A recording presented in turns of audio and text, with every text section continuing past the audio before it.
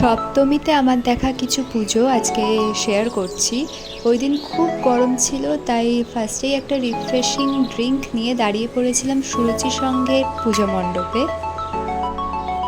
আমরা দুপুরের দিকে গিয়েছিলাম, মানে ওই 2-2:30 নাগাদ। তাতেই দেখতে পাচ্ছ অসংখ্য দর্শনার্থী কিন্তু ভিড় জমিয়েছিল সুরুচি সঙ্গের পুজো মণ্ডপে।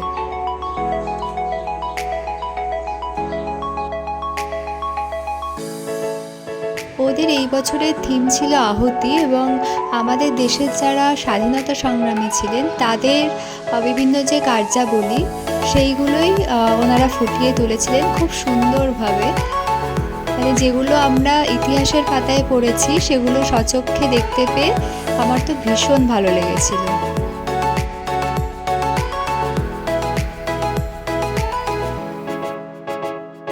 আর এখানকার দুর্গা প্রতিমাও ছিল কিন্তু খুবই সুন্দর।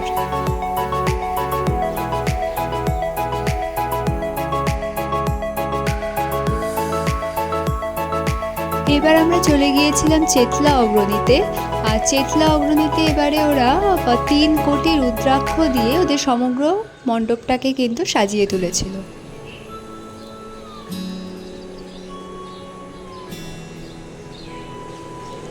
সামনাসামনি দেখতে ভীষণই ভালো লাগছিল।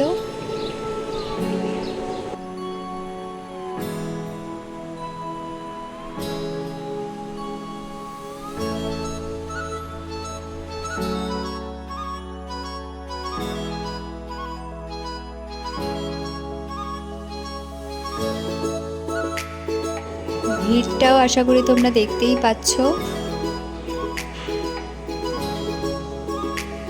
অনেক মানুষ এসে এখানেও কিন্তু ভিড় জমিয়েছিল।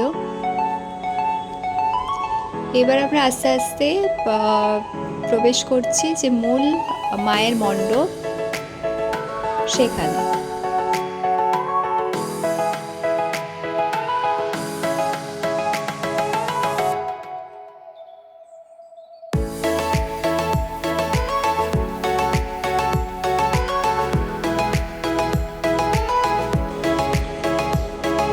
এই ছিল চেতলা অগ্রণীর প্রতিমা, যা ছিল ভীষণই সুন্দর।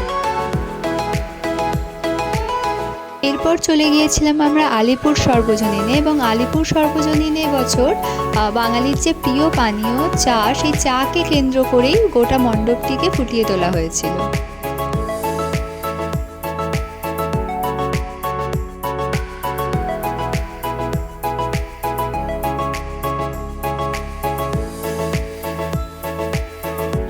এখানে মায়ের প্রতিমাটি পুরো অন্যরকম করেছিল, খুবই সুন্দর লাগছিল দেখতে।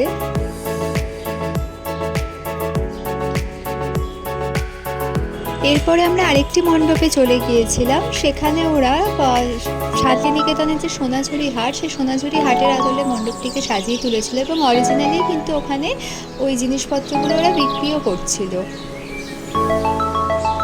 এখানেও মায়ের যে প্রতিমাটি সেটি খুবই সুন্দর ছিল, খুবই অন্য ধরনের ছিল। এবার চলে গিয়েছিলাম আমরা বুড়ো শিবতলাতে, এবং ওখানে ওরা গাছ না কেটে পরিবেশের ভারসাম্য রক্ষা করার যে বার্তা, সেটাই ওদের পুজো মণ্ডপের সাহায্যে তুলে ধরেছিল, এবং খুবই সুন্দরভাবে কিন্তু গোটা মণ্ডপটিকে সাজানো হয়েছিল। আমার তো বেশ ভালো লেগেছে।